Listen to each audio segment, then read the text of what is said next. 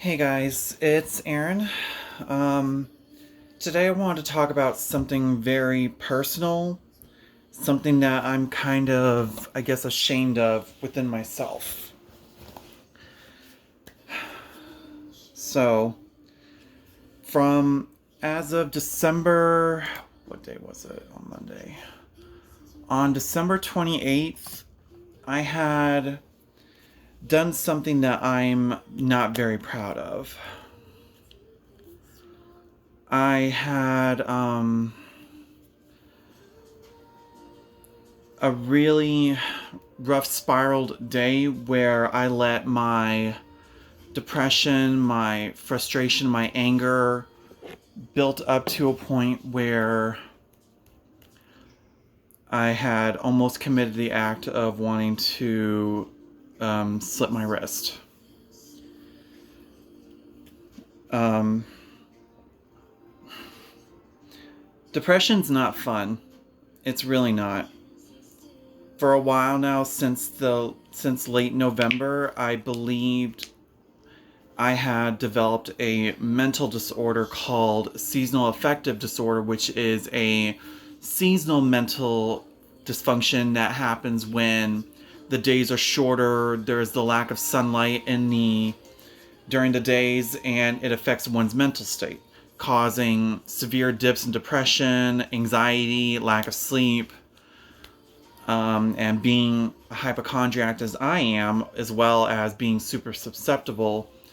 It had gotten to a point where in November I had gone through a mental breakdown from paranoia of a friendship that I've had for 14 years, worried about losing him, um, my status with my family, because it feels like not seeing them as much has really put a damper on, I guess, things with us.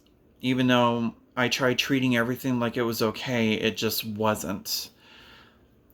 It's a really bad coping mechanism where you push your feelings to the side to spare others. You try keeping everything to yourself because you don't want to be that person, which is not a good choice to do in life. I've been pushing my feelings down, trying to spare others from it, both out of not wanting to be this little whiny person when deep down, if I felt like if my feelings weren't heard, or I was the one that listens to everyone else's feelings but nobody would listen to mine. The biggest issue, or I guess the biggest mistake I've had, is dealing with the fact that I'm not alone in this. Yet subconsciously it feels like it, because you have that mentality like, who's gonna understand what you're going through, who's gonna be able to sympathize what you're going with. I know there's a lot of friends I've made at work, online, that I could have talked to about this, or they all have the same answers. You need to go find somebody to talk with, and maybe I'm just too scared to ask for that kind of help.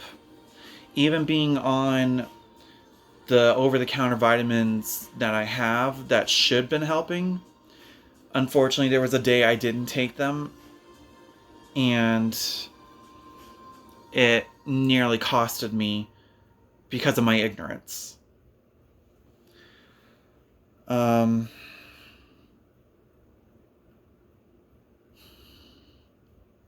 it it should not have stooped to that level, or even that thought process, but there were so many things piling up with me being late to work, which I try not taking them, sticking to the routine.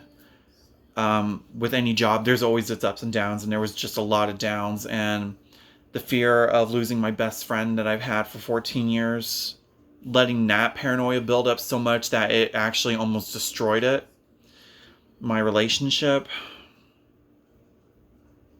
it all piled on so quickly. The next thing I know, I had taken a set of keys from work and tried slashing at my wrists. And I even admitted it to my husband about it. And it scared him because that's one of the few early signs of severe depression. And so we found a couple things that could help, and I'm trying to maintain a regular routine with it. Depression is not something you need to take lightly. You can't sit there and try pushing things aside thinking that it's going to be okay. It's not. You can't try treating it like it's just nothing, and you certainly shouldn't be taking it lightly or thinking that it's just something that's common, like they try saying like, oh, it's just the winter blues. That it could very well be, or it might not be. But that's not something you want to take for granted. You can't fight depression by yourself, but you can't rely on others to fight it for you. It's the double-edged sword, because you can't rely on everyone to fix your problems for you.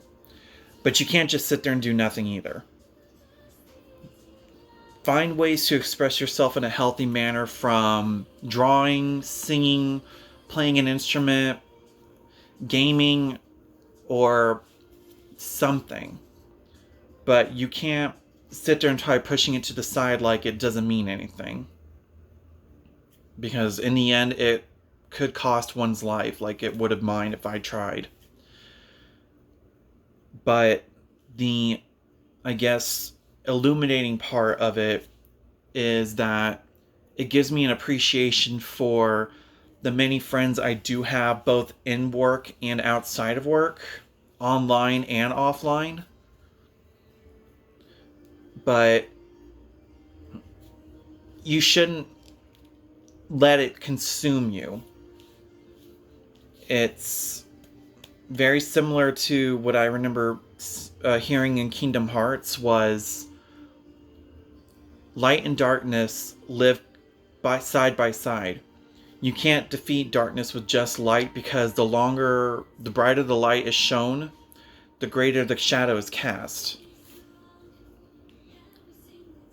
You can't let it consume you, and you can't try just pushing it to the side thinking that ignoring it is going to be the answer, because it's not. I just hope with the new year coming up, it'll be a fresh start for everyone, a great start for all of us, and a better chance for the world to try.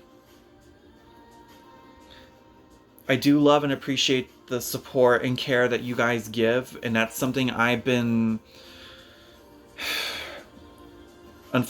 taking very lightly. And I may not be as good as expressing myself as I should be, but that's where it could have costed me, was being such an introvert. Don't be afraid to admit that you're not strong enough. Don't be afraid to try to find someone to talk to. If they truly are your friends, they will sit and listen and understand. Don't sit there and try to think, what if they can't understand what I'm going through?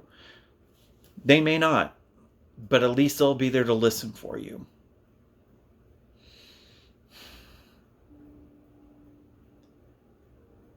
And I guess that's all I have to really say. But I hope by the end of tonight, on December 31st of 2020, that at midnight tonight, the world starts anew somewhere, and we all have a new beginning to start. I do love and appreciate you guys. I hope to see you soon, and until then, stay beautiful.